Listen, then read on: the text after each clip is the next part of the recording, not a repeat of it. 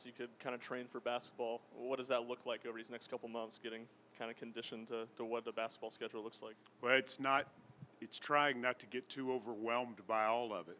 There's so much to take up. I've done basketball.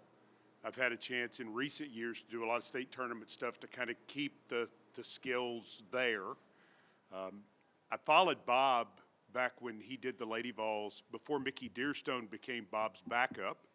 I was Bob's backup, so that was really where I got started doing it. But it's just about flow and preparation.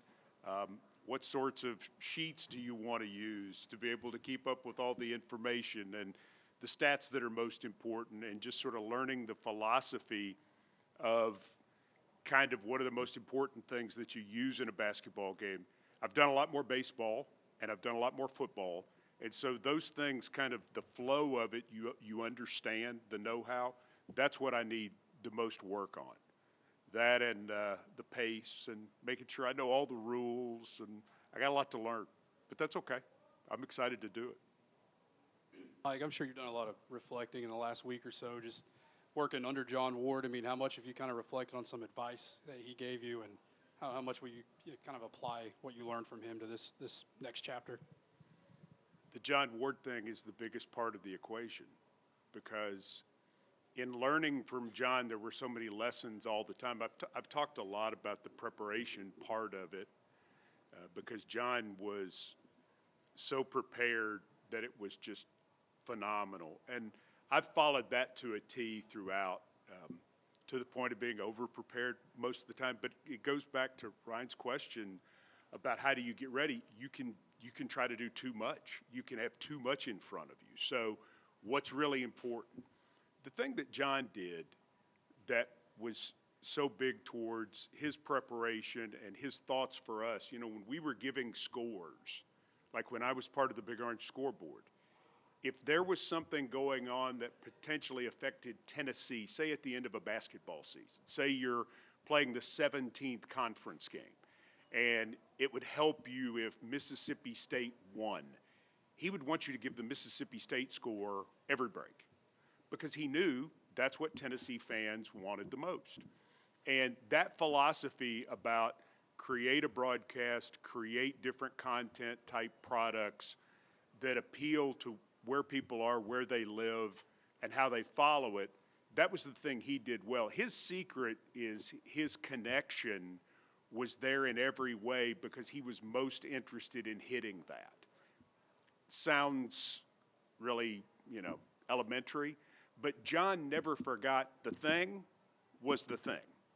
And the thing was the fans. And that's why they listened, and that's why they followed it. So, I mean, I could give you 6 hours on what John Ward would think about everything that he said out loud, and then the things that we watched him do that we've all stolen from him over the course of our careers. I mean, I admit it. Hi, Paige. Hi. How much would you say things have changed since the last time you were here, and then to now be serving a fan base that is very loud and loyal? Well, the fan base hasn't changed. The fan base is larger, but Tennessee is a place like no other. There were several people that I worked with in Nashville who, when 30,000 people showed up in Columbus a few weeks ago, they're like, well, that's just crazy. I said, come on, really? I mean, that's who they are. I was there in 1985 for the 86 Sugar Bowl when we took over New Orleans. Miami was playing for the national championship, and it was 95% Tennessee fans down there.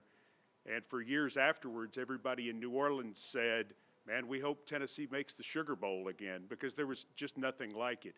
There is nothing like this fan base. There is nothing like this passion, and I want to be a part of that. What's changed? Knoxville's changed a lot. I've been gone for 27 years, really enjoying what I've seen of that so far. What's happening on this campus is crazy. Just had somebody who's close to me, their daughter got in school here, and they had a party because it was her dream school. When I was coming out of high school, people didn't call us the dream school. You got in because you basically got in, and now the university's a bigger deal. Everything that goes on here is a bigger deal, and the excitement around it is just catching. And to get to join this team overall at this time, not just the athletic teams and the athletic department, but to be part of it.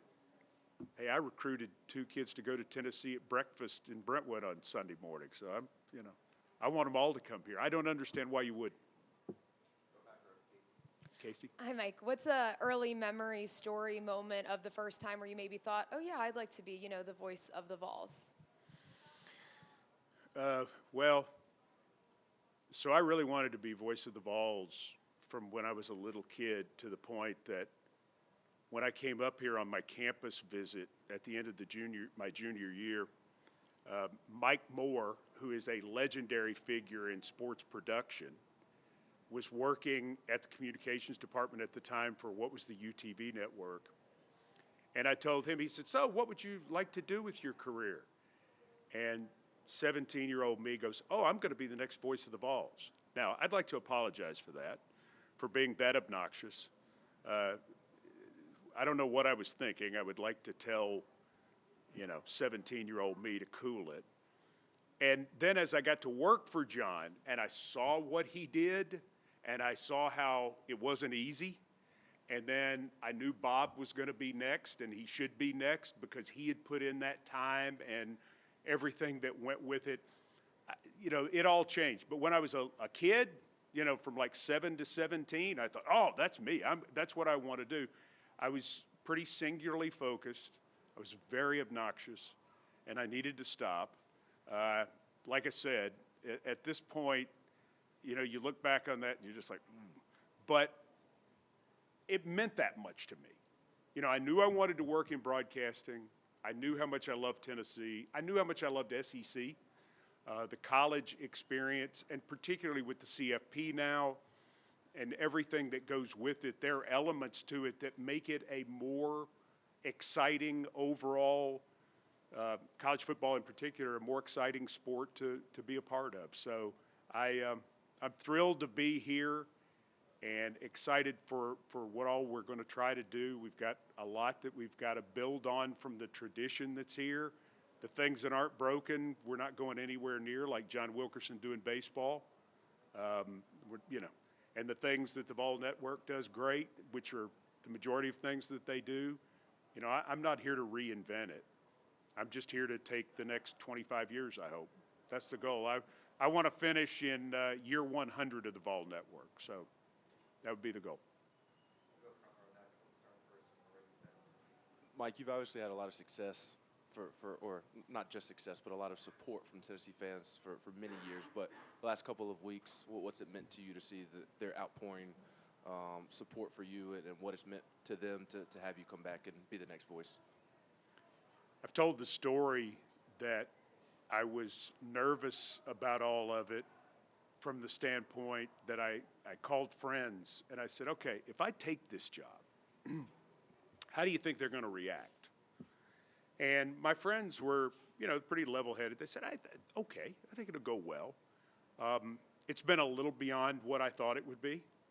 And being out to breakfast last Sunday morning after the snow in Brentwood with my mom and my brother and nephews and sister-in-law and my family, just talking to people in public about it, for the first time, it was just really so great because I think they understand what Tennessee means to me.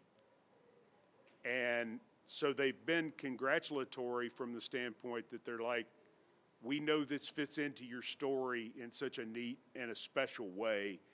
I've never been shy about my history with John Ward.